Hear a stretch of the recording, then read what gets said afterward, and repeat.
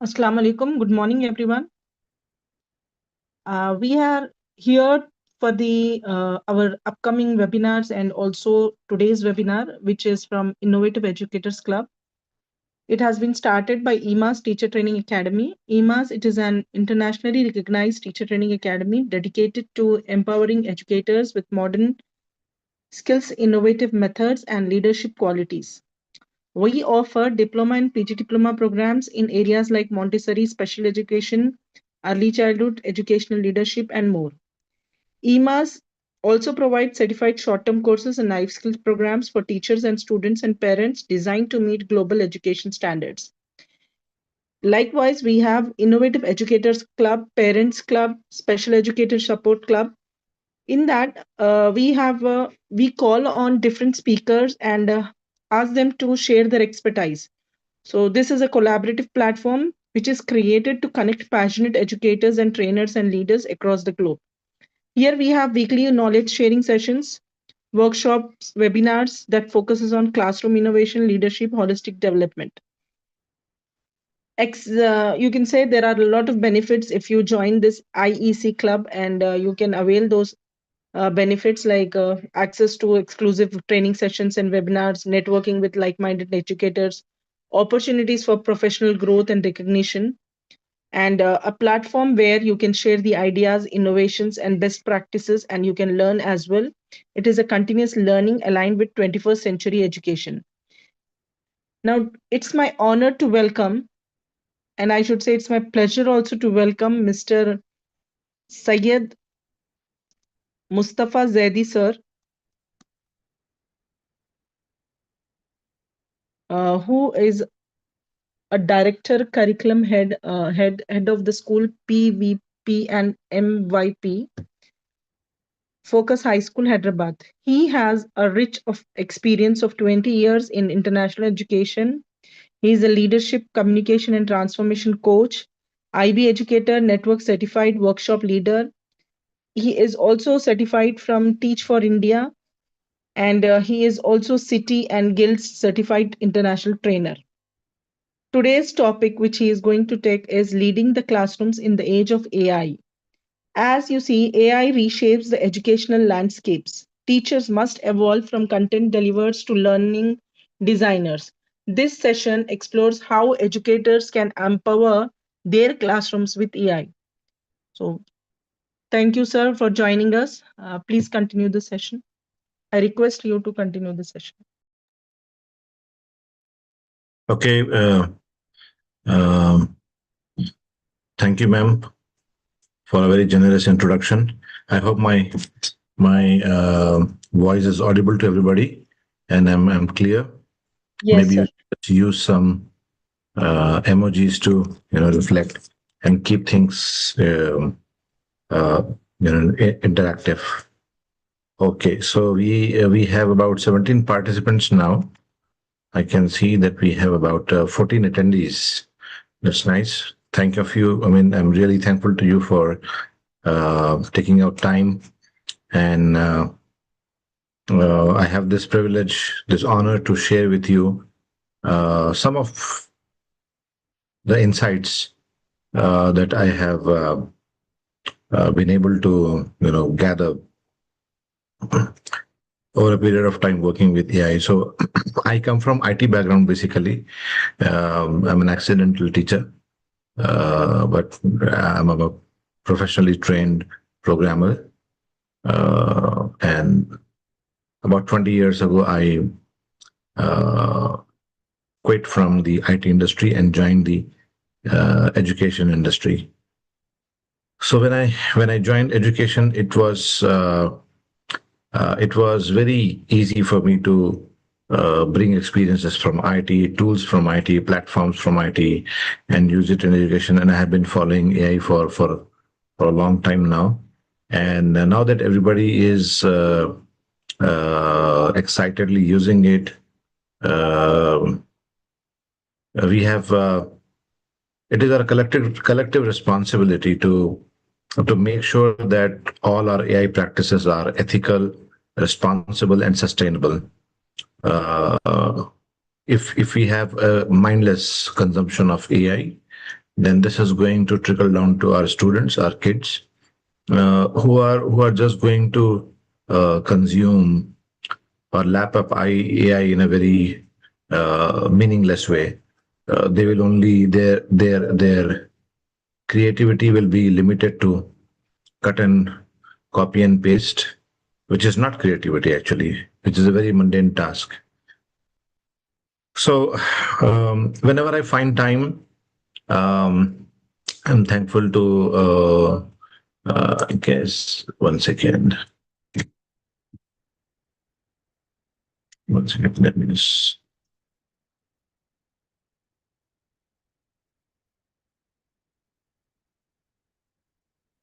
Okay, 1 second. Just give me a minute.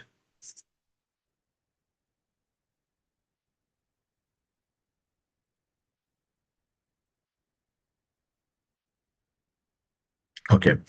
Yes. So we are starting at 7:37 now. Okay. So I was about to congratulate and thank Ms. Afsha for her efforts for creating such platforms where we can share and learn equally from each other, and therefore have a collective experience, gather a collective experience of our journey in education. So today I'm just going to give you a peek into this very um, just a very what I say.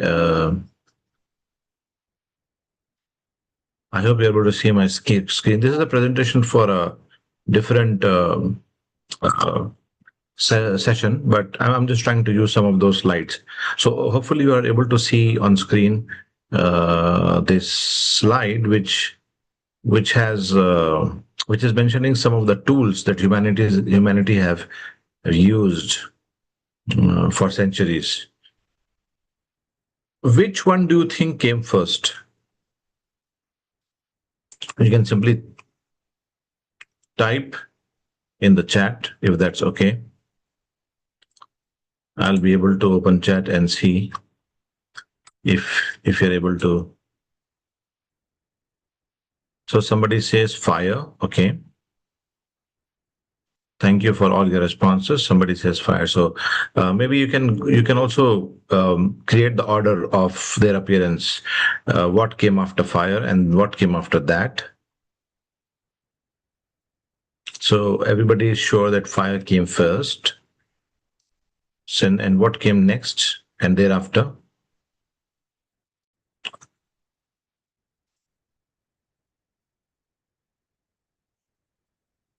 I'll just wait for 10 more seconds for responses.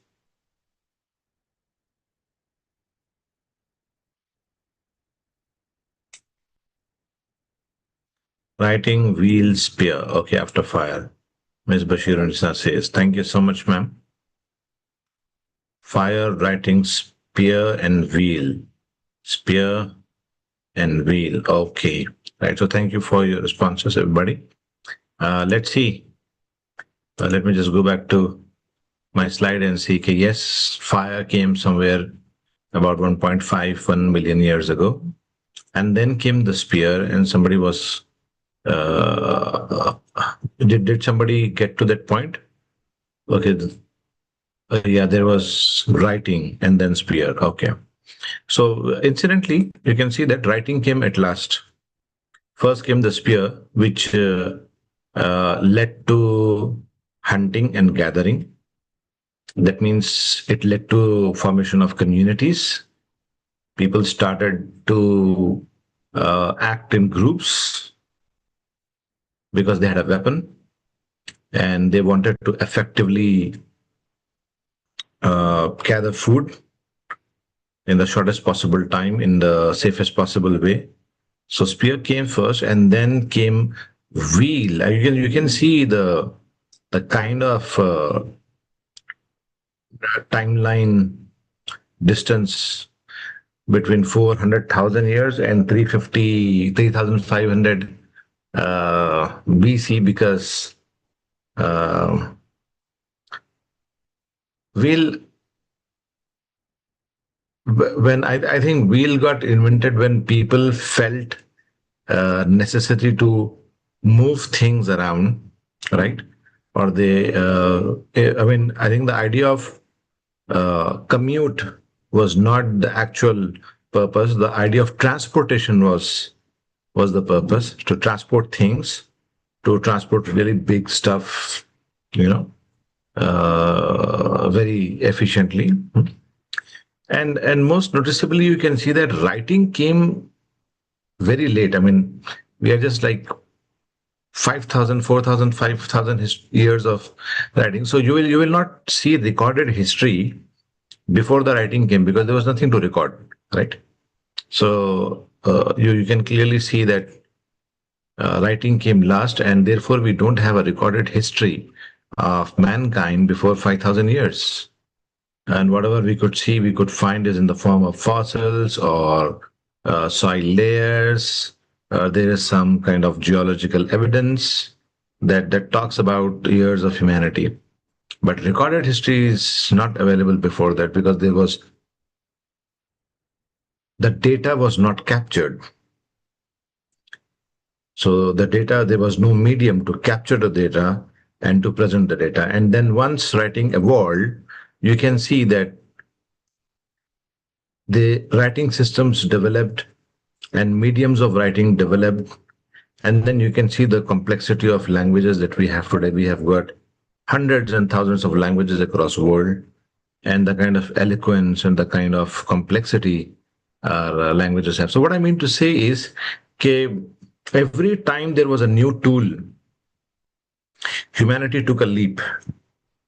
Wheel was very much instrumental in transportation of large goods, large items like stones, or a lot of agricultural produce, and then um, and then people thought that this could also transport human beings.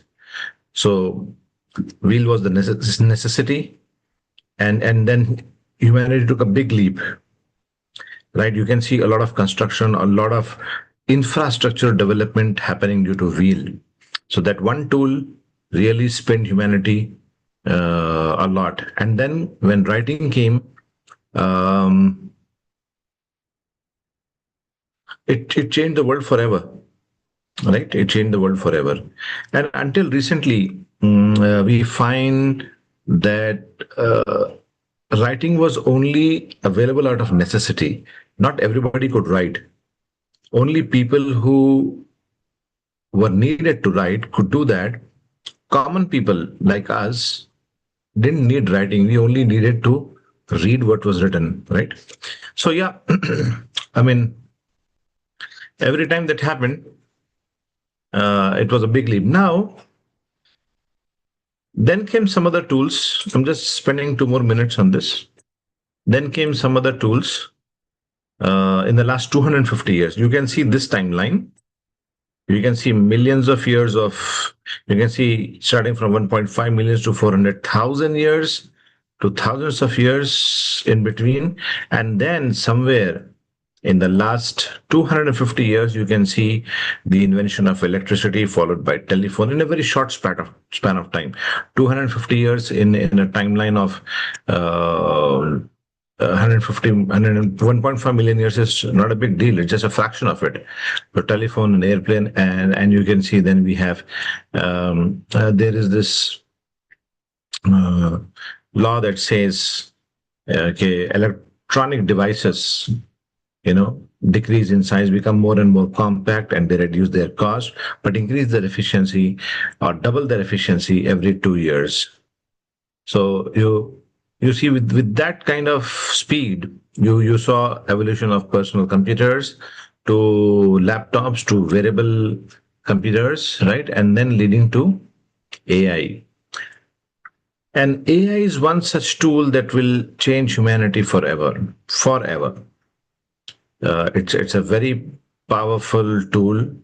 जैसा पहले हम बचपन में कहानियां सुनते थे, Aladdin का चिराग और उसका जिन, और इस तरह से जो है, जो जिन होते थे वो सबकी ख्वाहिशें पूरी करते थे, या उसके ओनर की ख्वाहिशें, जो उनका मास्टर होता था उनकी ख्वाहिशें पूरी करते थे. तो that jinn has come, that genie has come out of the bottle now. It's a very powerful genie. As long as this genie is under your control, it's good, it's nice. But the day this genie is out of your hands, we don't know. Nobody knows. Even the architects of AI, like Jeffrey Hinton, who just received Nobel Prize for Physics in just 2 years ago, somebody who's called the father of AI, very lucidly. So he look at his speeches. Look at his Nobel Prize acceptance speech. He's scared. He's scared. He's scared. He's not scared about the technology. He's scared about who, in whose hands will it go. ये जो technology है, इसकी जो जिमाम है, इसका जो इख्तिदार है, वो किसके हाथ में जाएगा. अगर वो अच्छे लोगों के हाथ में जाएगा तो वो अच्छे पर्पस के लिए यूज होगा. It's something like, who will use the nuclear weapon? Good people or bad people? Bad people will use the nuclear energy for peaceful purposes. Evil people will use nuclear energy for destruction of mankind. And we have seen the destruction of mankind by nuclear energy. We have seen how nuclear energy has given hope for sustainable energy as well, right? So this is something to look at. I will not go into this. In I'll not continue with this presentation, but because it was for a different session. What I mean to say is that tools are there. They have power. We will have to use it very responsibly. We will have to use it in a very ethical way to unleash their creativity, to unleash their potential, and help us. Usually, teachers, दुनिया भर का वही हिसाब है. Teachers are the most hardworking people and the lowest paid, right? ये दुनिया में हर जगह है.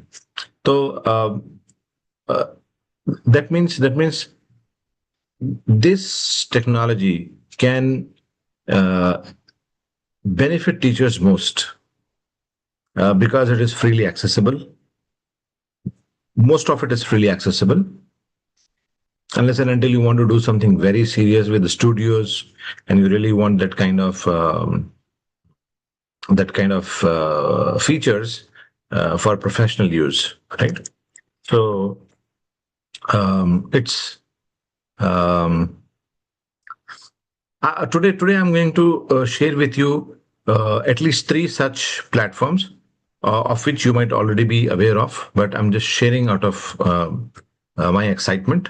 And hopefully, if you are able to take away something, I would really be appreciative of that.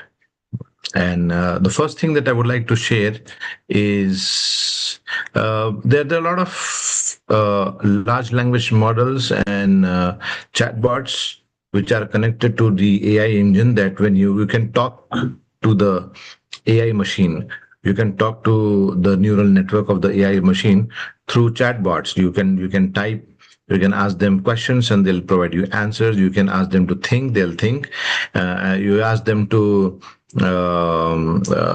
suggest stuff, they'll do that.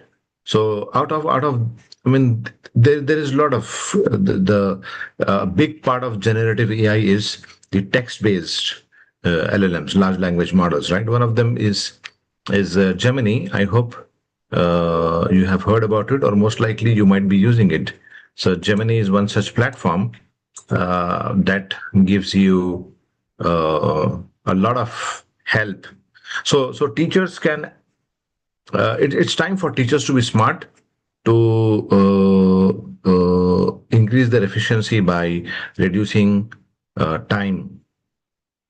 So मुझे भी, for example, like YouTube, video बच्चों को दिखा के उसके बेसिस पे एक चेक फॉर अंडरस्टैंडिंग या एक कॉम्प्रिहेंशन टेस्ट, एक फॉर्मेटिव असेसमेंट अगर करना होता तो it would take hours. So I have to look at the video. I will have to see video end to end, and then kind of annotate it, and then uh, see it again and again to make questions and answers, and this is now all possible within seconds, right? So hopefully your classroom can be really um, powerful if you use these tools in the right way. So Gemini is the Google's AI, and I'm going to share that window with you. 1 second. I'm going to go here and share Gemini. Yeah. I hope you are able to see where the Gemini is, right? Are you able to see? Can I have some thumbs going up so I can be sure? Yes, my screen is visible.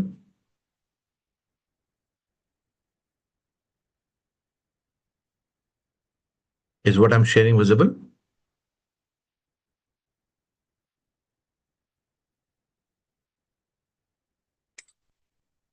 Okay, yeah, right. So yes, this is visible. Okay, thank you, guys. So now, I mean, create a worksheet, um, create passages, create MCQs. This is all commonly what we do, right? And if you haven't tried, you can just try, right? You can say create a let's say I'll just start with assuming that there are some people who are absolutely new to it. Create a worksheet of 20 MCQs, multiple choice questions, uh, uh, on prepositions. Okay. Hmm. Give answer key. So this is just basic, but I'm just want to be sure that everybody is So it easily creates a 20 books, and this is like um, simply copyable. You can export to sheet, or you can just kind of do, and then there is an answer key also. So are you able to see? This is very simple, right? Now I'm going to use this for some creative work. So I'm going to say plan a virtual field trip for grade 5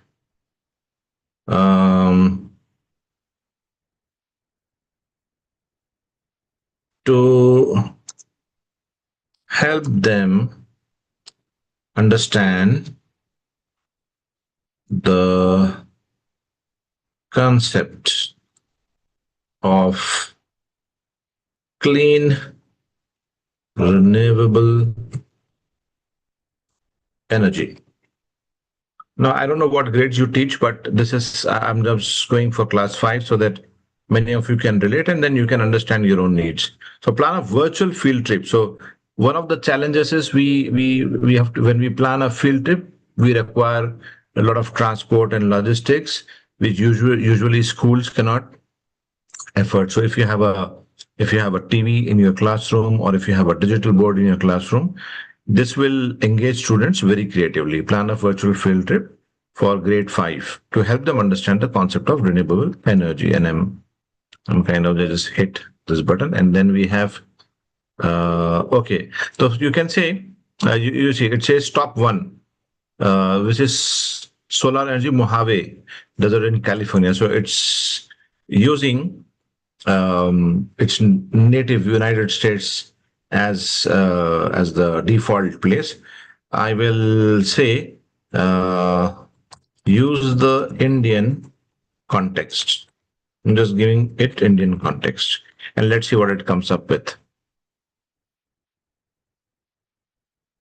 So virtual field trip. Okay, now we have the world's largest solar park in इस तरह से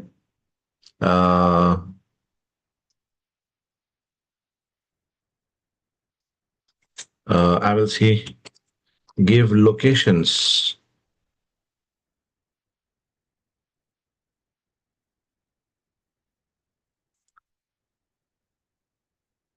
So here are the locations, right? We have. Let me see if it can give uh, Google Map pins for these locations. Let us see if it is able to extract Google Map pins. Okay, yes, it has. Yeah, it says wind power. Okay. Acha, it has because it finds links. The security key used by links are really not safe. So it has removed the links, but it has given the location. But the Badla Sora Park in Rajasthan. Okay, let me copy this. I'll go to Google Maps. This is the satellite view. Are you able to see the view? Afsha ma'am, are you able to see the Google Map view? Yes, yes, sir, we can see. Okay, so we have two views here. You can switch. You can always switch to uh, the the roads view, right? Or you can switch. This is called the traffic view, right? And or you can switch to the terrain. That is the Google Earth view, right? And then I'll go here and I'll just paste that. So I'm taking my students, I'm taking my class to the solar panels, right? And when I go to solar panels, I will just switch to, you can see, you have a, you have a street view as well, right? So you can, if you click on the street view, it will give you how a direction of an indication of a lane. And then when I click on it, I will be posted just across that lane, and I'm gonna go and see where exactly are the solar panels. Okay, let me just uh,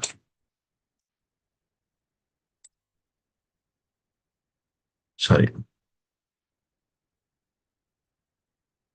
I'll change here. I'll go. You can see solar panels from above, right? You can even zoom in and go and see. It will take a minute to increase the resolution, and you can see there's an arrow of solar panels, right? But I'll just position myself here and see if I'm able to see the solar panels from here. Uh, Let me see if I'm able to. Oh yes, I can see it right here. You can see. Okay. And as I go, I can see a big array of solar panels. Is everybody able to see this? Right. So this is how solar panels look like, right? Right. You can see. You can show them. Say this is the solar. You can show. You can zoom in as well, and let them know. Okay, these are the solar panels, right? Is everybody able to do that? I mean, see this, right? Isn't this very interesting? I mean, with few clicks, you just took them to the place they had to see. It's a virtual field trip. Okay, then going back to another one, well, we're going back to wind power. Say so, Mupandal wind power, very famous Tamil Nadu में जो है ना wind farm है. I'll copy this. Going back, I'll put it in the Google uh, map, right? And we go here. You can see that this is the traffic view, but if you switch layers, you can see that yes, there's field here. We'll just take the street view and try to see if we are able to see any solar panels here. I'm just going here and let me see if I'm able to see anything here. 1 second. Oh, I got it here actually. Oh, I'm able to see something. Let me just go here quickly. As I go here, and then go here. Oh, yes, you can see I can see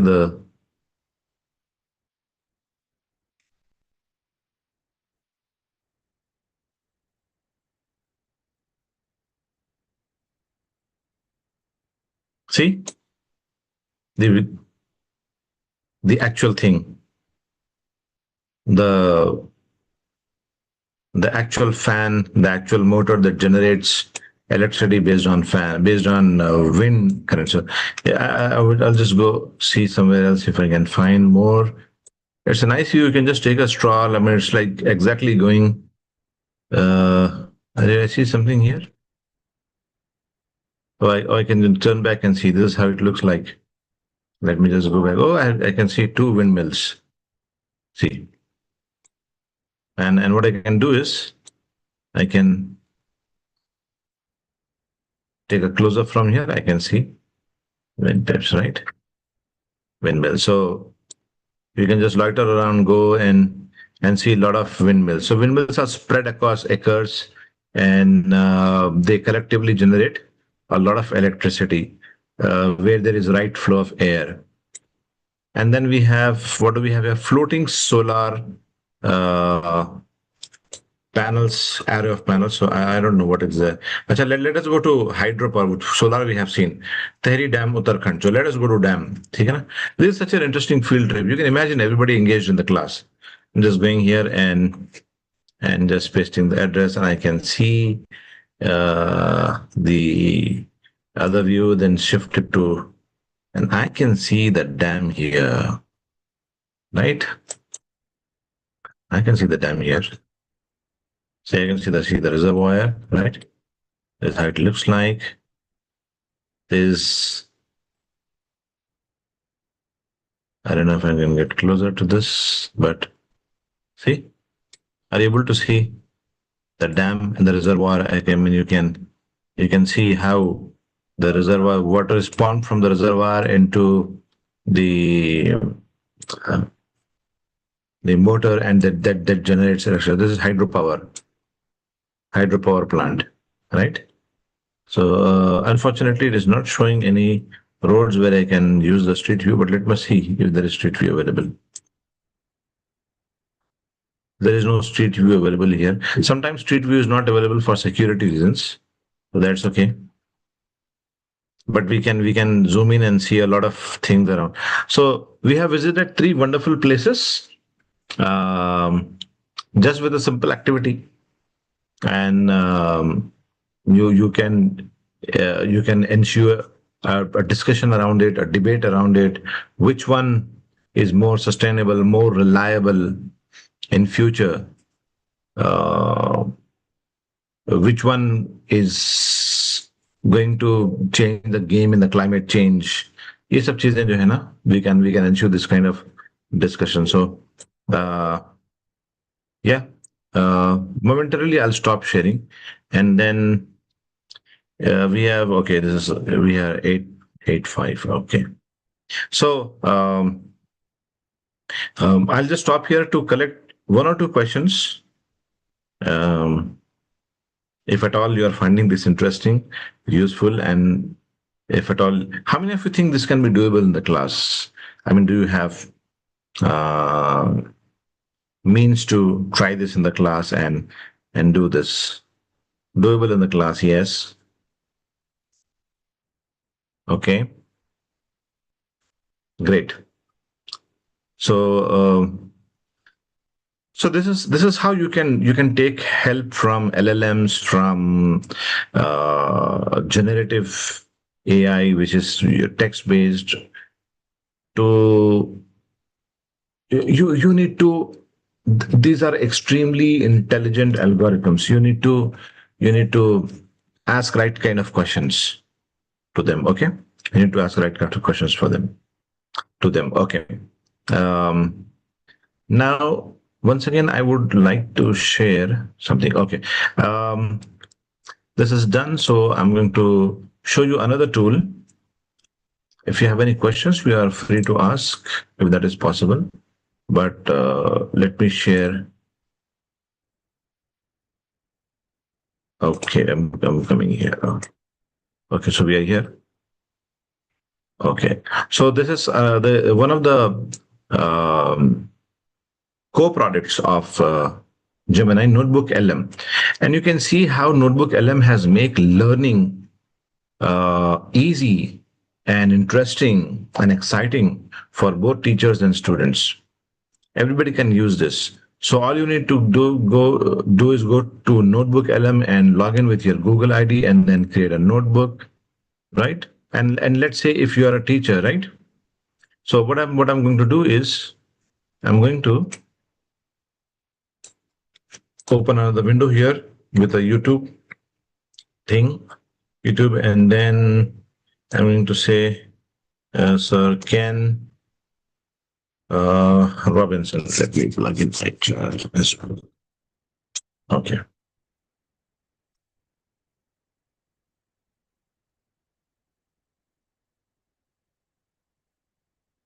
Okay.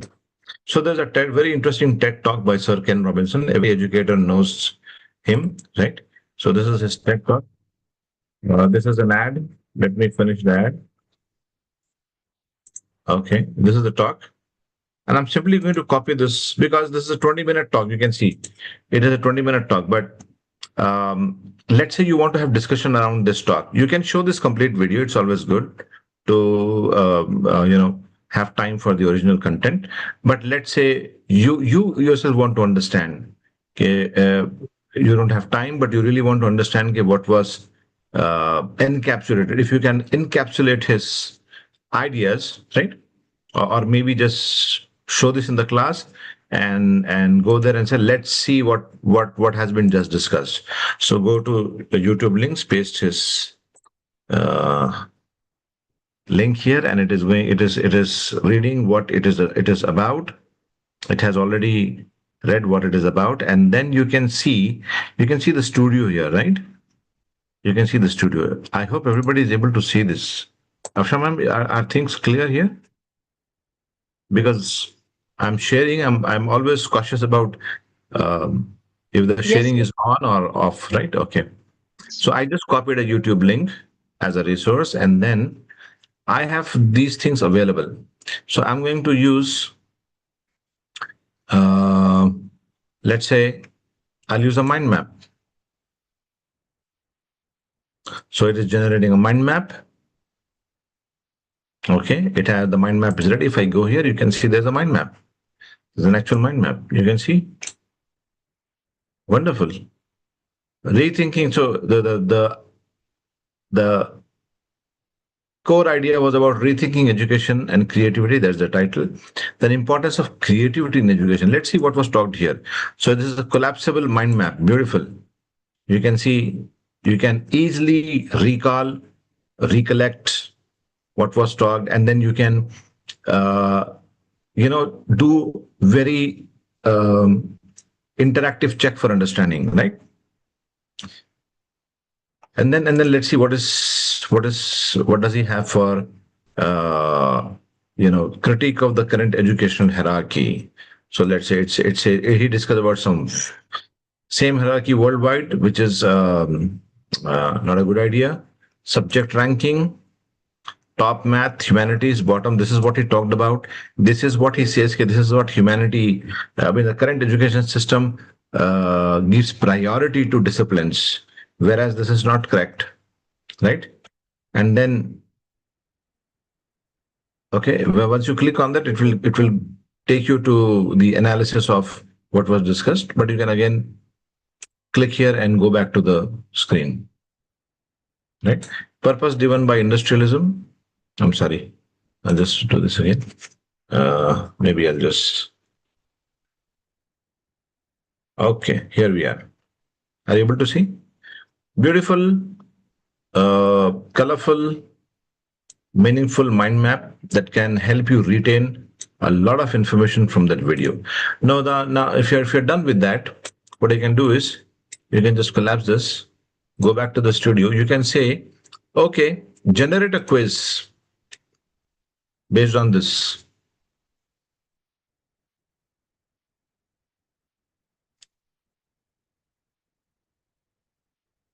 It is generating a quiz. See how easy things have become. See how what kind of power can be added to your classroom. It's absolutely insane. And once again, as an AI consumer, I would always vouch for or advocate for responsible, ethical, and meaningful use of AI.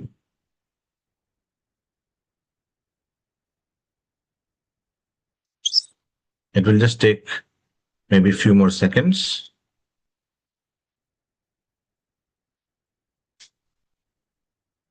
Oh, yes, ready. So you can go here, you can just expand it, and the test is ready, right? What is Sir Ken Robinson's central argument regarding the status of creativity within the education system?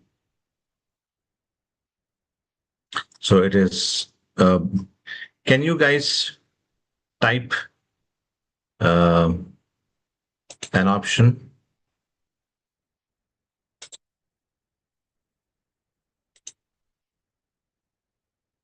What do you think is correct, A or B or C or D? Of course, we haven't seen the whole video, but we have seen some mind map. So you can go ahead and take a bold guess and be proud if you're wrong.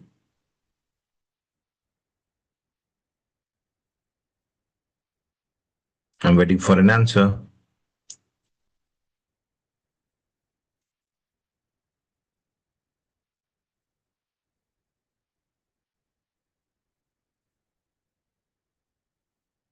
C, brave. A, these are brave teachers. Yes. So let me just click on C.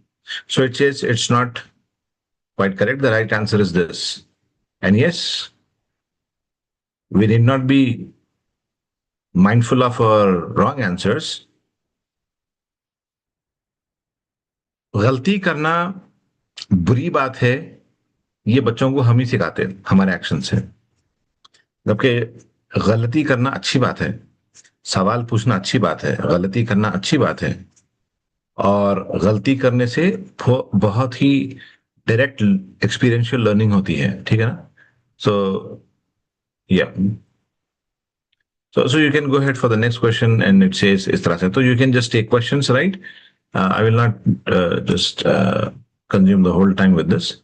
So it has created a quiz. Absolutely wonderful. You can extract his speech. क्या बोला गया था, right? Or you can say um, um, you can say create a debatable question based on this video.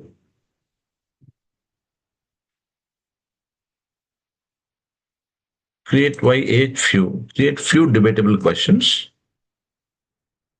Few debatable questions based on this video, so that you can have a debate in the class. So you can really get children talking about it. If you simply ask questions, not all will get engaged. But if you start a debate, everybody will be there, right? So these are the questions. Given that global education hierarchy was originally established to meet needs of industrialism and assumes the most useful subjects for, I will say, for grade 5, let's say, toning it down. Okay, here they are.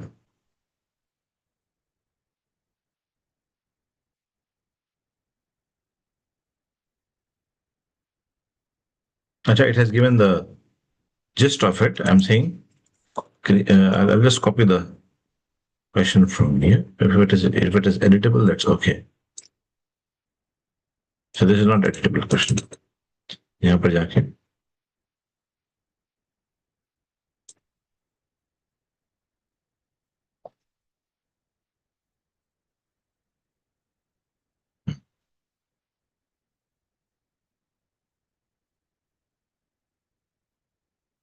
for 5th graders based on this video as the right question. Okay, now it has given some questions. So it says, since the world has changed a lot since then, should we completely change the way schools work to focus more on imagination and the whole being instead of just academic smarts? Or questions like, should schools make sure that every student feels smart, even if they are only talented in art, music, or movement? Is it fair to treat subjects that use body as less important than subjects that only use your head, like math?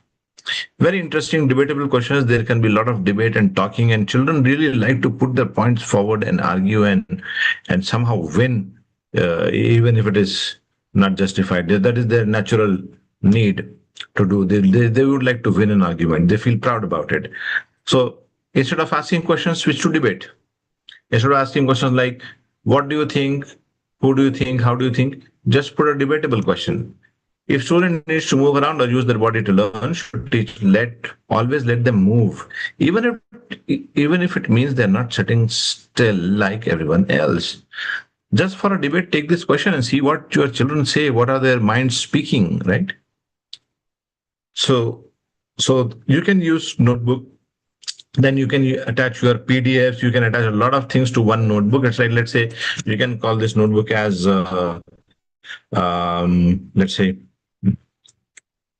literature,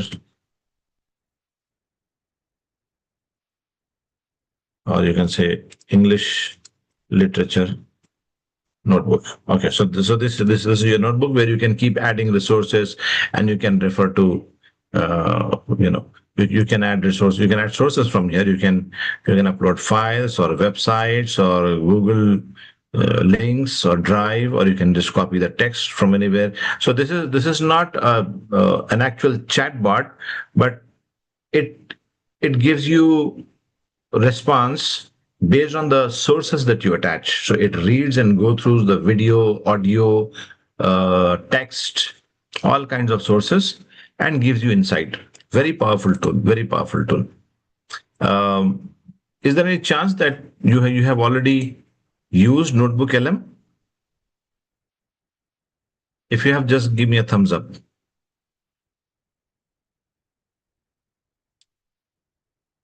Okay, if this is new for you, then give me a star.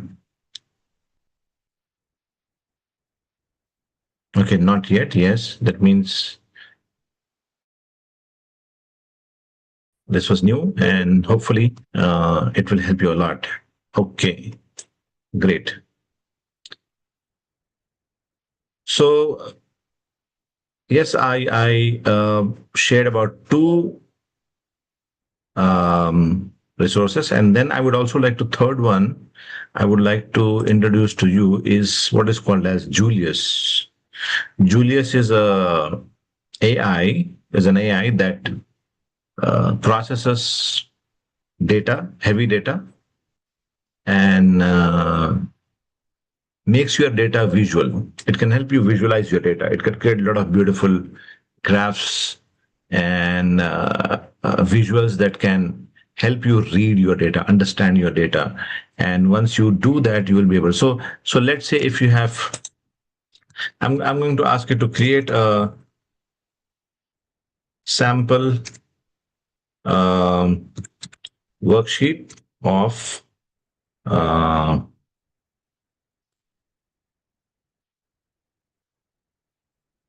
science marks,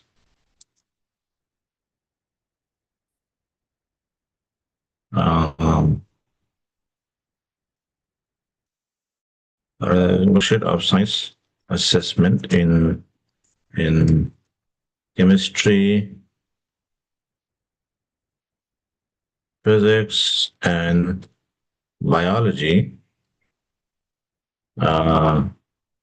Maximum marks are 20. Each test had a section on investigation, on, let's say, three sections you had in a test paper. Investigation, And then second one is, let's say,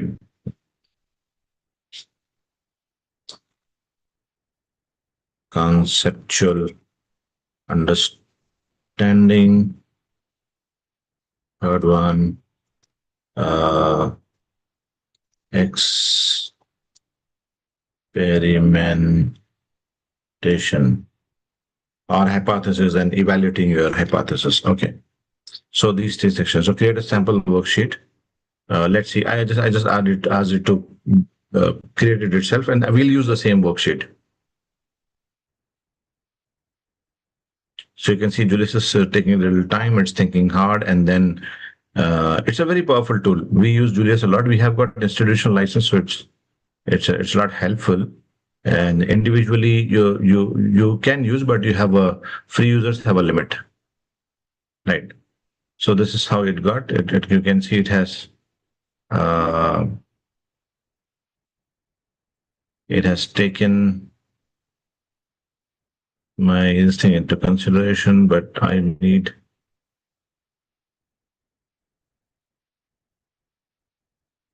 Oh, I did sample worksheet. No, I didn't. I don't want sample worksheets. I'm sorry.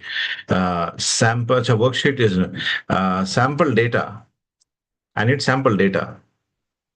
I wanted a Google worksheet or an Excel worksheet, but it created a uh, actual worksheet, a transactable worksheet. So I want sample data so that I can use the data and analyze what my results are. So every teacher can do this. You really don't have to wait for somebody to look. So it has started creating sections, and then is tarah se you can see it has created sample worksheet, sample data base. I'll say data sets, right? So I will use the same. Let's say there's a student one, some data in more database long format. Okay. So I can export this into Excel or Google Sheet, right? Or a CSV file, which is comma separated variable file. Um,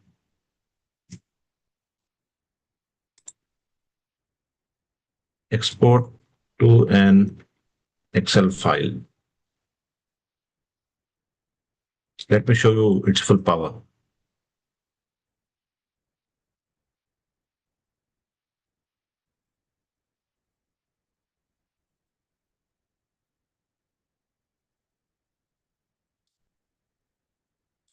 So it starts writing code that creates that kind of Excel worksheet and makes it downloadable.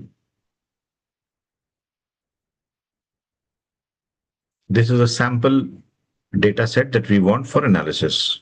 And you can do this very easily in your own subjects.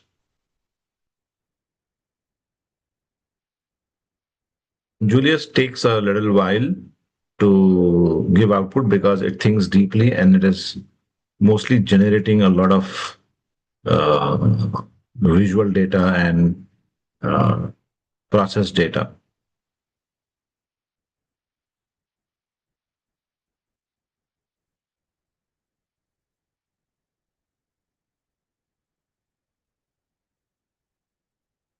चलिए आ गया यहाँ से I can download, export to sheets or expander, or simply export as XLX, XLSX, that is the new Excel version.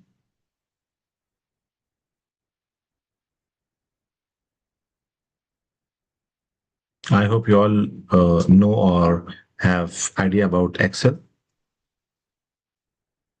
So I'm going to share this in my downloads, right? And I'm going to open this sheet from here.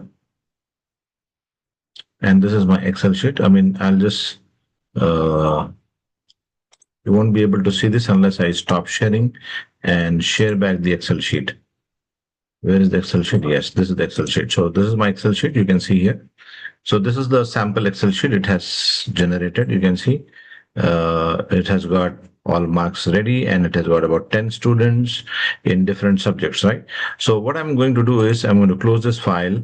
I'll go back to my share, sharing the Julia screen, right? I hope the sharing thing is working smoothly and you're able to see that. I can go back to my menu and say new chat. I will upload the Excel file here. For some of you, this may be too fast to capture in it. I mean, it's okay. We can keep. I mean, there's a recorded video uh, on YouTube, so you can always go back and see what where did I click, what did I do. Else we can always reach out for help, and I'll be happy to do that. So now it has loaded the same data, right? And I'm going to ask um, plot a heat map of uh, scores by subject, by uh, section, by what did we call it? Compare across subjects and variability by uh, sections. Okay, let's see. So I'm going to plot a heat map. So heat map will give me a two-dimensional view of how my data looks like across two variables, which is subjects and segments. So I've got three subjects, I've got three segments, three sections. That is investigation and the conceptual understanding and the experimentation. So let me see what Julius gives. This is huge. I mean, you need to keep working on this for a while to get a hang of how Julius works, and it can generate you. I mean, if you do this with Excel, you can still do, you can map with Excel, you can plot graphs with Excel, but it will take a lot of time. And most of the time it's too technical. So a very naive user finds it very difficult. But Julius, you just need to talk to Julius. एक graph बना दो, वहां से data ले लो, ऐसे कर दो. You can just need to talk to Julius, and it will do it for you. It is just generating the heat map. Just give it a few seconds, and here it is.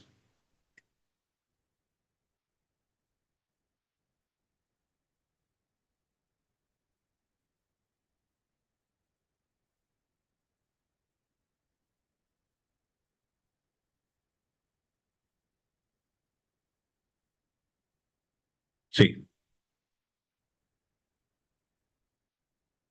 so it has taken all the students in consideration, and um, it has plotted this map. Uh, um, um, my data is really two-dimensional here, because if I want to see, actually I would see subject and segments, separately. But you can see yellowish. If the score gets higher, you get brighter yellow. The score gets lower, you get the lower thing. And let me just kind of get full screen. If full screen is visible here, yeah, I think this is visible. Full screen, you can see now. So you can see that in chemistry you have some very high scores, and then you have very low scores. And if you want to look, at the individual performances, you can see it like this. S3 has consistently high score, and this guy S6 has consistently low scores. And if you look at you know physics shows a lot of darker areas, if you can see them in that way. And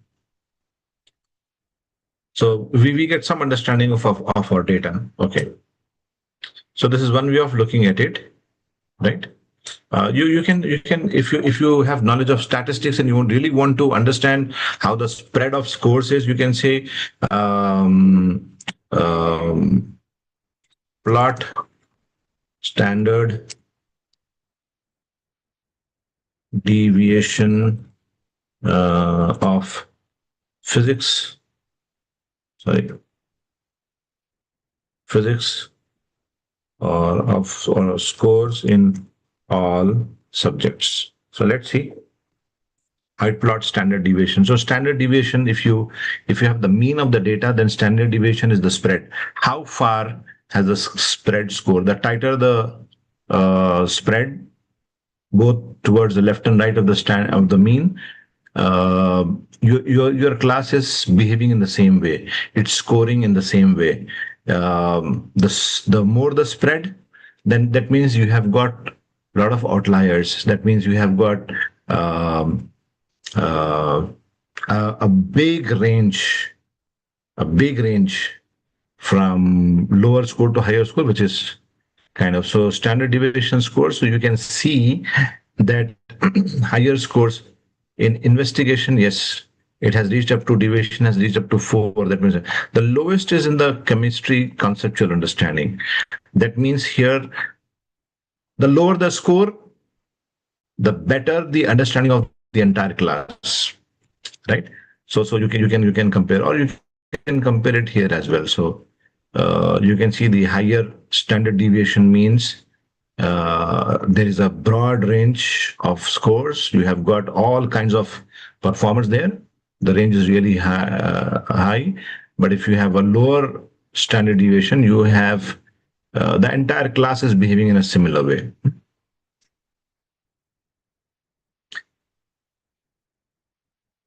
So it has also explained, quickly see which parts of the science assessment have the widest spread in performance and which are relatively tight. Okay. So yes, Julius can give you those insights. Julius, this is just a small data set that created this kind of styles. If you take a data set of, I have worked with data set of 45,000 records, consumer data, health data, that can really analyze trends and forecast trends and work. So I've also, while calculating my attendance data of the school, I also related it to the weather conditions. Okay, there is a concept called um, okay. Oh, there is a message from Miss Afsha that yes, time is up. Okay, yeah, I to get totally lost while I'm discussing these things. So thank you so much, guys. I think I'm done, but I'm a bit overdone. So please excuse me for that. If you have any questions, we'll take a couple of questions or whatever Ms. Afshan says right now. Thank you so much. You all have a wonderful evening, and it was my privilege to share things with you, and I'm looking forward to more learning from you all. Thank you so much.